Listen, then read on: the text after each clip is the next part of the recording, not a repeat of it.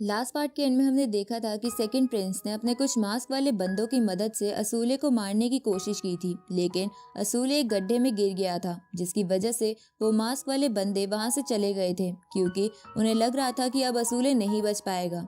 इस तरफ सुमा ने सेकंड प्रिंस और फर्स्ट प्रिंस को मदद के लिए बुला लिया था ताकि वो ओल्ड असूले को ढूंढ सके, लेकिन सेकंड प्रिंस ने ये कहते हुए सुमा पर तलवार चला दी थी कि वो एक गद्दार है और उसी ने असूले को मुसीबत में डाला है। दूसरी तरफ असूले उस गड्ढे से एक नदी में गिरता है जहां एक फिश बीस्ट उसका पीछा करती है, लेकिन तभी किनारे पर खड़ा एक ओल्ड मैन अपनी चेन्स की मदद से अपने पास खींचने लगता है, लेकिन तभी वो असूले को वापस फिश की तरफ फेंक देता है। अब आगे तो इस पार्ट की शुरुआत में वो ओल्ड मैन असूले को किनारे के बहुत ही करीब लाकर पटक देता है, जिसकी वजह से वो फिश बीस्ट किनारे की तरफ आने लगती है। तो ये देखकर वो ओल्ड मैन तेजी से उस फिश की तरफ जाता है और उसे पानी से निकाल कर अपनी स्टोन से बनी तलवार से काट देता है, क्योंकि वो ओल्ड मैन असूले का इस्तेमाल करके उस फिश का शिकार करना चाहता था। अब वो ओल्ड मैन असूले की तरफ बढ़ने लगता है, जिससे घबराकर असूले उसे कहता है कि प्लीज मुझे मत मारना। ये सुन के वो ओल्ड मैन असूले की तरफ हाथ बढ़ाने लगता है, लेकिन चेन से बंधे होने के कारण वो असूले के पास नहीं पहुंच पा रहा था। तो वो ओल्ड मैन असूले से कहता है कि पहले मैं अपना खाना खा लेता हूँ। तभी असूले उस ओल्ड मैन से दूर भागते हुए एक जगह पर आ जाता है जहाँ पर उसके सामने एक बहुत बड़ा गेट था, जिसपे एक लड़की की पिक्चर बनी हुई थी और उसके ऊपर की छत खुली हुई थी। तो ये देखकर असूले कहता है कि मुझे घर जाना है। इस पर वो ओल्ड मैन असूले को कहता है कि अब से यही तुम्हारा घर है। उसी वक्त ऊपर से असूले के पास दो बिस्किट आकर गिरते हैं जो किंग यान के सैनिक उस ओल्ड मैन के लिए घेरा करते थे। तो ये देखकर असूले जोर जोर से चिल्लाने लगता है कि मुझे यहाँ से बाहर निकालो। इस पे वो ओल्ड मैन असूले से कहता है कि तुम्हारी आवाज बाहर तक नहीं जा सकती और तुम इस दरवाजे की मदद से भी बाहर नहीं जा सकते, क्योंकि ये दरवाजा कॉपर से सील कर दिया गया है। तभी वो ओल्ड मैन उस फिश को कच्चा ही खाने लगता है, जिसे देखकर असूले को उल्टी आने लगती है।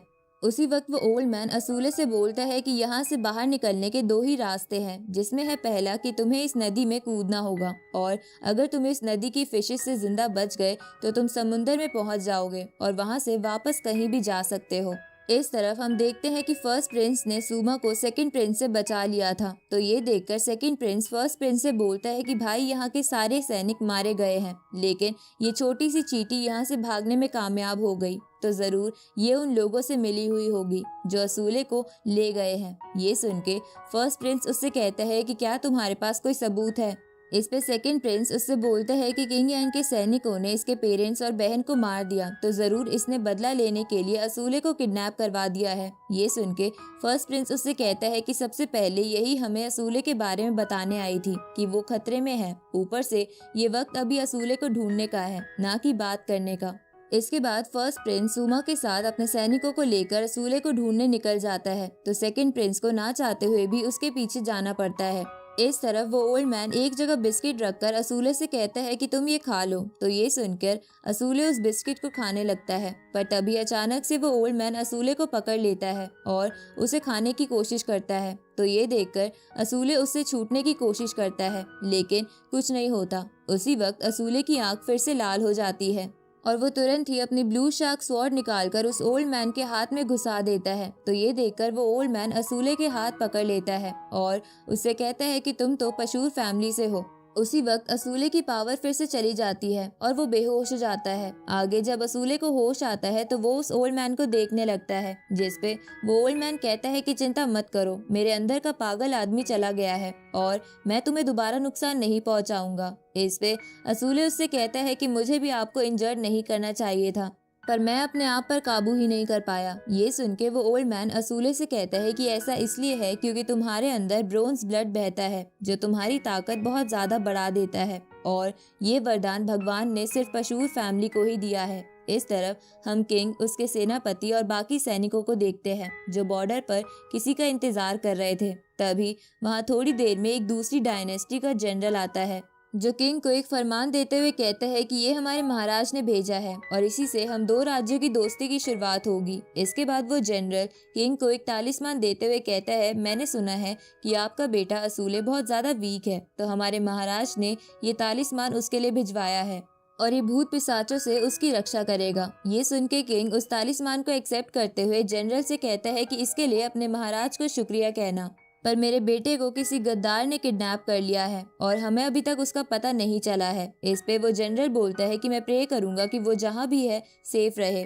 इसके बाद किंग उस जनरल से कहता है कि हमारे मिशन के लिए अब मैं किसी और को सेलेक्ट करके आपको बता दूंगा। किंग ऐसा इसलिए कहता है क्योंकि असूले अगर वहाँ होता तो उसे उस दूसरे राज्य के साथ टाई अप करके एक दूसरी कंट्री में मिशन के लिए जाना था, लेकिन अब असूले वहाँ नहीं था तो किंग को किसी और को चुनना था। इधर असूले उस ओल्ड मैन को सब कुछ बता देता है कि वो इस गड्ढे में कैसे गिरा। ये सुन के वो ओल्ड मैन कहता है कि अच्छा तो तुम्हें किंग ने यहाँ नहीं घेरा। इस पे असूले उससे पूछता है कि क्या आप मेरे फादर को जानते हो। ये सुन के ओल्ड मैन कहता है कि हाँ, लेकिन हम एक दूसरे से नफरत करते हैं क्योंकि इस राज्य में कोई हमेशा किसी का दोस्त बन के नहीं रह सकता। तभी असूले उससे पूछता है कि आप यहाँ कितने सालों से हो। इस पे वो ओल्ड मैन असूले से कहते हैं कि क्या तुम यहाँ से बाहर निकलना चाहते हो, तो असूले इसके लिए हाँ करता है। ये सुन के वो ओल्ड मैन असूले से कहता है कि मैं तुम्हें यहाँ से बाहर निकाल सकता हूँ, लेकिन तुम्हें मेरी 3 कंडीशन माननी होगी। तो असूले बिना कंडीशन सुने उन्हें एक्सेप्ट कर लेता है। जिसके बाद ओल्ड मैन कहता है कि मेरी पहली कंडीशन है कि मैं तुम्हें एक स्टोरी सुनाऊंगा।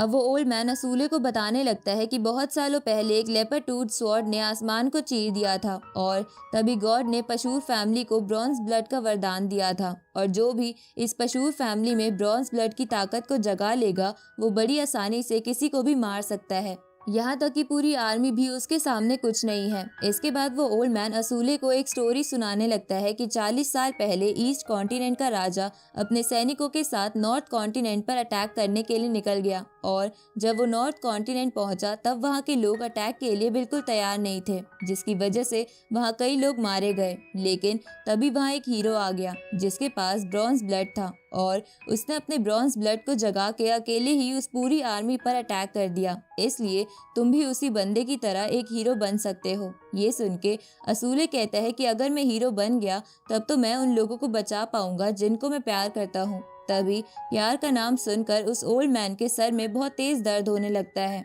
और वो उस गेट पर बनी लड़की के आर्टवर्क के पास जाते हुए कहता है कि आचीन, मैं तुम्हें नहीं बचा पाया। तो ये देखकर असूले ओल्ड मैन से पूछता है कि वो लड़की कौन है, लेकिन इससे वो ओल्ड मैन और भी पागल होने लगता है। तभी हमें बहुत सालों का समय दिखाया जाता है जब आचीन अकेले नॉर्थ के सैनिकों के बीच फंसी हुई थी, पर तभी वहाँ वो हीरो आ जाता है जो और कोई नहीं बल्कि वही ओल्ड मैन था जो उन सभी सैनिकों को खत्म कर देता है। लेकिन इसके साथ साथ वो आचीन को भी मार देता है क्योंकि वो अपने आप पर काबू खो चुका था, जबकि वो उससे प्यार करता था। जहाँ आचीन मरते हुए उस ओल्ड मैन यानी हीरो से कहती है कि मैं नहीं चाहती कि तुम ऐसे हीरो बनो। अब सीन वापस प्रेजेंट में आता है जहाँ वो ओल्ड मैन चीखने लगता है कि तब से ही मैंने गलतियां करना बंद कर दी है, इसलिए मुझे परेशान करना बंद करो। इधर ये देखकर असूले उस ओल्ड मैन से पूछता है कि क्या आप ठीक हो। तभी वो ओल्ड मैन वापस से पागल होने लगता है और उसकी दूसरी पर्सनैलिटी असूले से कहती है कि इसने तुम्हें ये तो बता दिया कि ब्रॉन्ज ब्लड से कितनी ताकत मिलती है,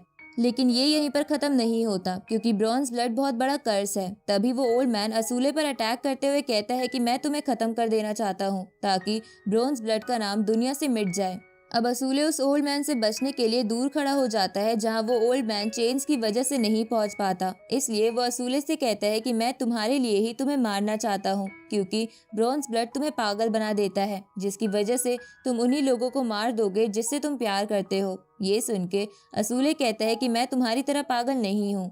तभी वो ओल्ड मैन असूले से कहता है कि मैं यानी वो हीरो गुजुआन भी पागल नहीं था। ये सुन के असूले समझ जाता है कि जिस हीरो की वो ओल्ड मैन बात कर रहा था वो हीरो वो खुद ही है। तभी वो ओल्ड मैन फिर से नॉर्मल हो जाता है और असूले से कहता है कि मेरी सेकंड कंडीशन ये है कि मैं तुम्हें एक स्वॉर्ड टेक्निक सिखाऊंगा। इस तरफ हम सभा को देखते हैं जहां मंत्री किंग से कहता है कि उस दूसरे राज्य को हमारे राज्य से मिशन के लिए किसी की जरूरत है, पर असूले यहाँ से चला गया है, इसलिए हमें किसी और को सेलेक्ट करना होगा। ये सुन के वो एस्ट्रोलॉजर मंत्री से कहता है कि असूले अभी भी जिंदा है।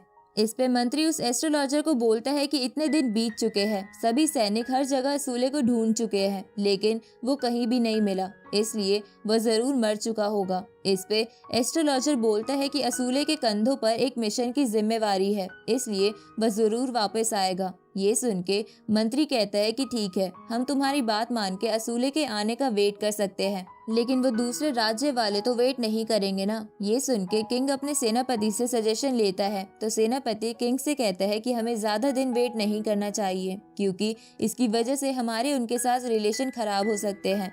तो ये सुन के किंग एस्ट्रोलॉजर से कहता है कि असूले की फ्यूनरल की तैयारी करो। दूसरी तरफ असूले उस ओल्ड मैन के सामने अपनी ब्लू शार्क स्वॉर्ड लेकर खड़ा हो गया था। साथ ही उस ओल्ड मैन के हाथ में भी एक पत्थर की स्वॉर्ड थी। तभी असूले ओल्ड मैन से कहता है कि डॉक्टर ने उसे कहा है कि वो स्वॉर्ड प्रैक्टिस करने के लिए बहुत वीक है। ये सुन के ओल्ड मैन उसे कहता है कि एक बार ब्रोंज ब्लड की पावर एक्टिवेट होने के बाद तुम स्वॉर्ड प्रैक्टिस कर पाओगे।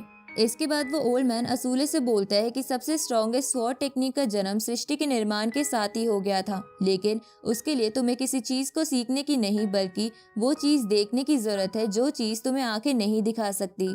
अब वो ओल्ड मैन ब्रोंज ब्लड की पावर एक्टिवेट करने के लिए असूले को एक मंत्र बताने लगता है, जिसे रिपीट करने के बाद असूले के आसपास ब्रोंज ब्लड की पावर फैल जाती है। साथ ही उसकी आंखें भी लाल हो जाती है और उसे अपने सामने वही गोल्डन लायन दिखने लगता है। इधर वो ओल्ड मैन असूले से कहता है कि तुम खुद पर विश्वास रखो, तुम उसे हरा सकते हो। लेकिन उसी वक्त असूले का ब्रोंज ब्लड देखकर उस ओल्ड मैन का ब्रोंज ब्लड भी एक्टिवेट हो जाता है और उसकी दूसरी पर्सनैलिटी बाहर आने लगती है, जिसकी वजह से वो असूले पर अटैक करने लगता है, जहां असूले उसके कई अटैक्स को रोक लेता है।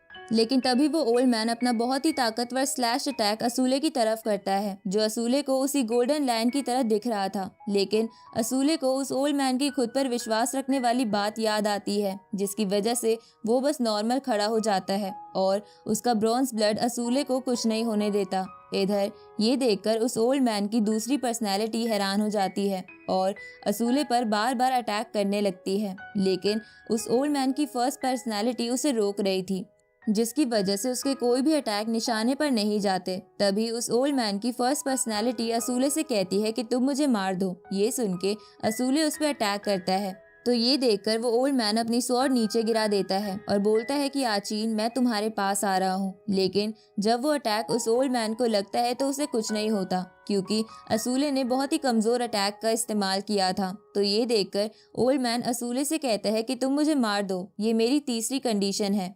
ये सुन के असूले उससे कहता है कि मैं स्वॉर्ड प्रैक्टिस बस दूसरों को प्रोटेक्ट करने के लिए सीखना चाहता हूँ, ना कि किसी को मारने के लिए।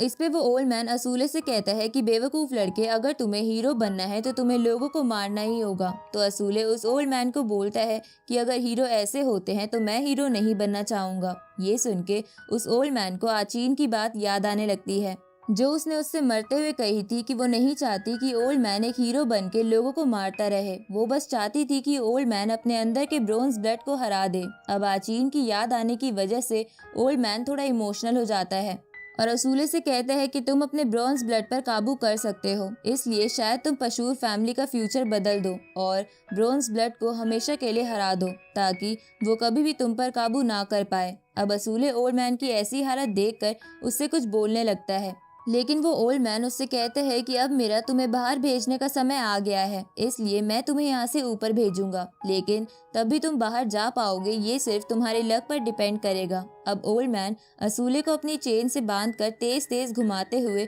ऊपर की तरफ फेंक देता है, जिसकी वजह से असूले एक चट्टान पर जाकर गिरता है। तभी वो ओल्ड मैन असूले से कहता है कि अगर तुम ब्रोंज ब्लड की पूरी ताकत इस्तेमाल करना चाहते हो तो तुम्हें उसे अपनी एक बॉडी पार्ट की तरह एक्सेप्ट करना होगा। ये सुन के असूले उससे पूछता है कि अगर मैंने ऐसा नहीं किया तो क्या होगा। इस पे वो ओल्ड मैन असूले से बोलता है कि अगर तुमने ऐसा नहीं किया तो तुम मर जाओगे। अब असूले उस चट्टान पर आगे बढ़ने लगता है, जहाँ उसे जाता देख वो ओल्ड मैन कहता है कि आचीन, मुझे पता है कि तुम्हारी सोल अभी भी यहीं पर है और तुमने ही असूले को मेरे पास ये देखने के लिए भेजा था कि मैं ठीक हूँ या नहीं, तो मैं तुम्हें बता दूं कि मैं बिल्कुल ठीक हूँ। अब उस ओल्ड मैन की ये कहते ही ये पार्ट यहीं खत्म होता है।